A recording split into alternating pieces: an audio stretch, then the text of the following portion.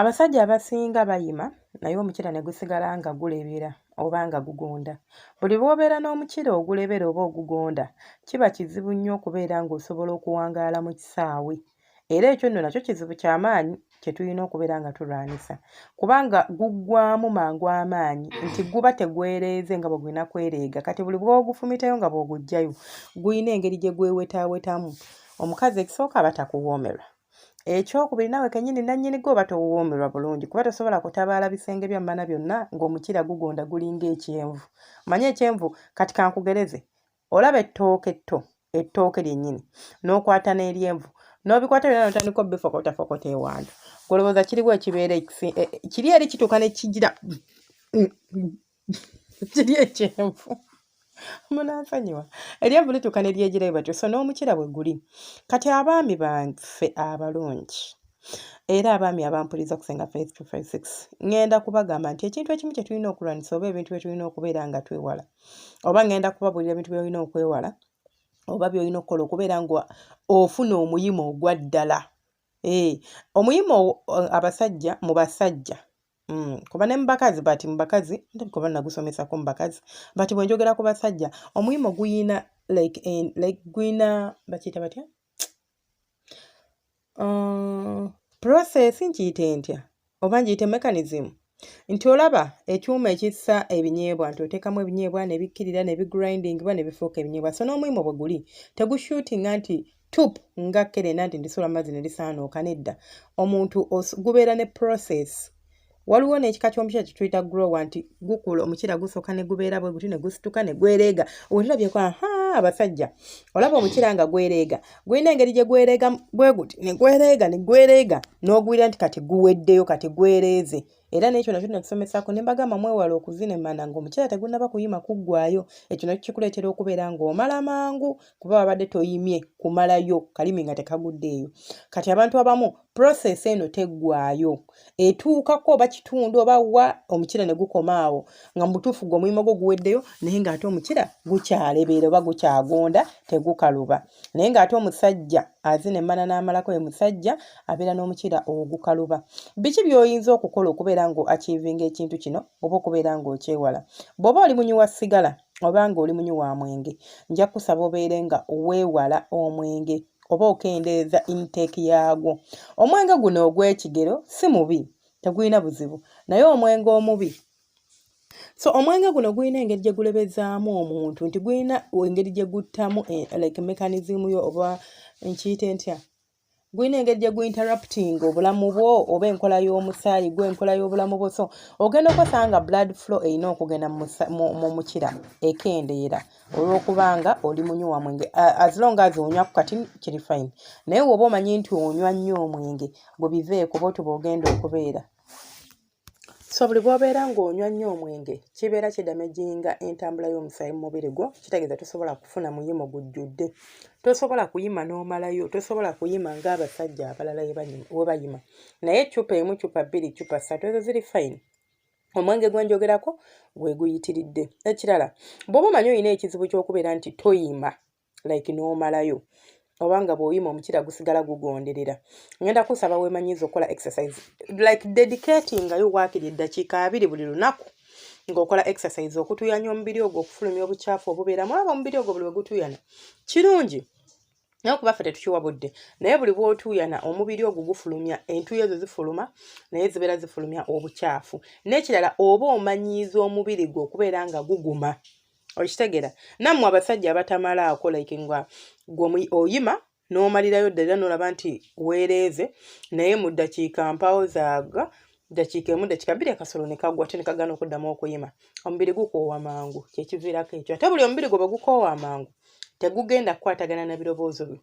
Wali okubyeko gundi endogoyi abamanyi endogoyi wali okubyeko endogoyi nga bagikuba egende naye nga mu butuufu ekooye n'ejeema ng'ekooye n'egaanirawo awo naye ng'ate omulimu gwayo gwa kubeera ng'ekutwala gy'olaga naye n'egaana okukikola kuba eba ekoloza eki ekooye naye yeetaaga wumula. So n'emikira gyaffe oba n'emibiri gyaffe bwe gito oluusi bwe gibeera. Kati omukira ogwo bane munansonyiwa okukozesa emikira gyaffe sirina mukira ndi mukazi naye like ekigambo sometimes neesanga nga neetadde mu kifaananyi ky'omuntu oyo. So n'omukira bwe gutyo bwe guli nti omuntu bw'okoowa guba tegusobola kuyima bulungi. Kati mmwe abamu abalina ekizibu ky'okubeera nti nze bwe nnyima simalaayo weemanyiza okukola ka exercise, push yourself ne woobanga obeera bize ne woobanga tewandibyagadde gezaako okulaba nti weepushinga okubeera nga at least osobola okukikola okitegeera olabe enjawulo ejja okubeerawo. Kebera okwebakako. Abantu abamu okimanyi nti olinza okuba tokyrealizinga naye ng'ate weebaka kitini according kwekyo ky'oba olina okufuna. Waliwo abagamba nti simanyi omugagga yeebaka essaawa nnya ebyo abagagga beebaka essaawa nnya mu biveeko kubanga be basinga n'okubeera nga tebalina maanyi ga kisajja ate nga baagala eby'obukaba. Naye ebyo biveeko. Waliwo obudde bw'olina okwebaka, just not getting enough rest. By the way, mwe temumanyi kizibu kiri mu kubeera nga tofuna tulo tumala.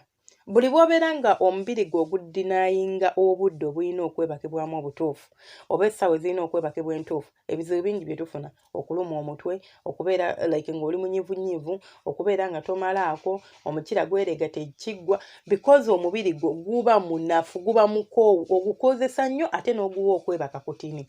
Kati ne guta restinga kimala kubeera nga gusobola okuddamu okubeera nga gurecharginga ate okukwasaganya emirimu emirala. Kati buli bw'oguteeka mu nsonga z'omukwano ojja kwesanga nga oyima naye ate nga akasolo tekeerega kuggwaayo. So gezaako okukebera budde weebaka kyenkana ki, ogezeeko okulaba oba osobola okwadijustingamu tugambe nti obadde olunaku weebaka essaawa 6, essaawa 7, essaawa 4, waliyo abantu nga beebaka essaawa 3. Woba obadde okiraba nti osobola okwongezaamuko ku budde bwe weebaka ng'olina ebintu, kubanga ebiseera ebisinga ebintu ebitwalira obudde social media, omuntu nadda ku simu n'ascrollinga almost 2 hours 3 hours ekiro instead of okwebaka ng'ali ku simu ascrollinga n'otwala obudde. Ebyo bya abolishing mu bulamu bwo.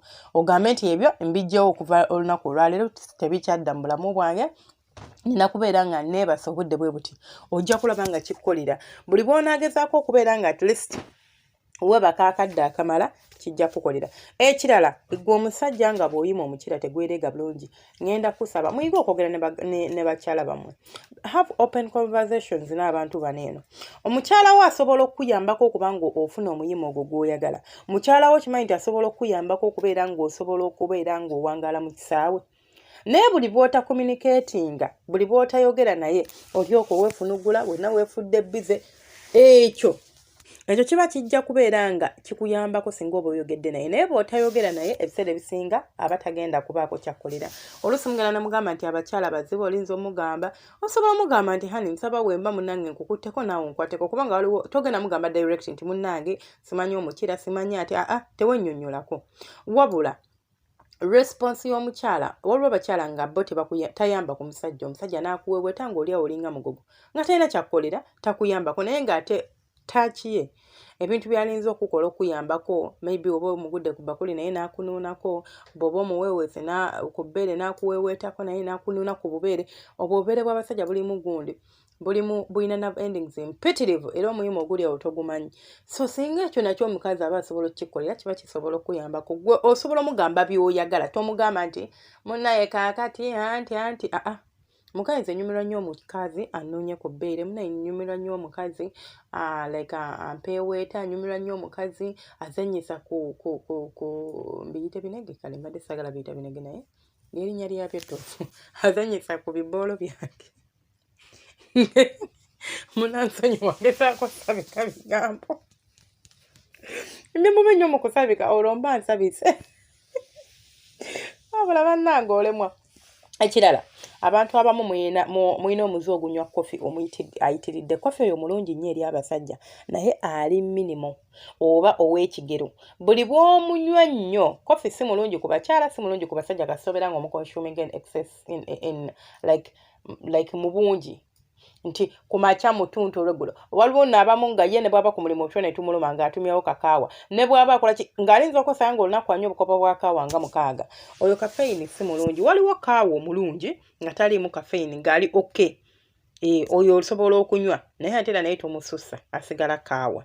Naye bw'oba ng'onywa kafeyini weegendereze. Olinza okwesanga nga kyekikuviirako obuzibu bw'oba ng'obadde obikozesa sooka obyabolishinga mu bulamu oba sooka obikendeezeeko olabe performance ye egenda kukyuka oba tegenda kukyuka. Ekirala teweesiba ku kintu kimu mu buliri banaye bino mbibagamba buli lunaku n'okukyusaako obukyusi just ekisenge ne mugenda mu ddiiro okimanyi nti nakyo kikuyambako okubeera nga at least osobola okubeera nga oyima obwongo bukyuka because it's all about our brain.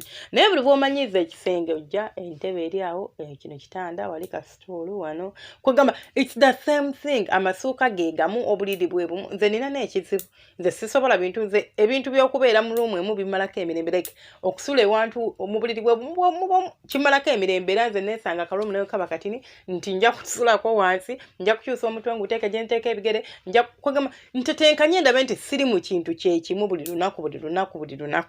So mugezeeko okubeera open eri ebintu ebipya mukyuse ku bifo mulabe is it working oba tebikola. Naye ebintu by'okubeeraawo nga ekirala ate nga kyamakulu lekeraawo okulaba obutambi bwa kinaakukka. Abantu abasinga abalaba obutambi bwa kinaakukka mwemazisa batini ababulaba ne babulekaawo abasinga ogenda funa omuyimo ate era weemazise. Okwemazisa okwo okw'ekigero era nga bwe bakugamba nti Panada awonya omutwe ow'ekigero naye bw'okwata empeke 10 ng'omutwe gukuluma n'ozimira mukwano ofa bufi towona si bwe guli. Ne kino bwe kiri nti bw'oba olaba oba weemazisa nga weemazisa like mulundi gumu mulundi ebiri it's okay.